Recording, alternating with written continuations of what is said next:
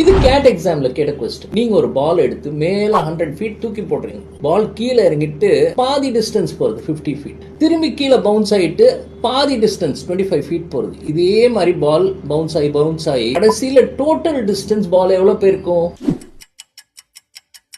Now, இது simple calculation பண்ணோம்னா 100 கீழே 100 திரும்பி மேல 50 போகும், திரும்பி கீழே 50 வரும், 300 ஆச்சா, திரும்பி அதோட பாதி 25 மேல போகும், 25 கீழே வரும், 350 ஆச்சு, அதோட பாதி நீங்க எடுத்தீங்கன்னா உங்களுக்கு 12.5 மேல போகும், 12.5 கீழே வரும். இப்படியே நான் கண்டினியூஸா பண்ணிட்டு இருக்கேன். இது நீங்க நல்லா புரிஞ்சுக்காங்க, இது ஒரு geometric progression of infinite series. ஏன்னா பால் இது இன்ஃபினிட்டி வரைக்கும் போகும். அதுக்கு ஒரு simple formula a divided by 1 - r. ஏங்கிறது பால் மேல தூக்கி போட்டீங்களா ஃபர்ஸ்ட் டைம் 100.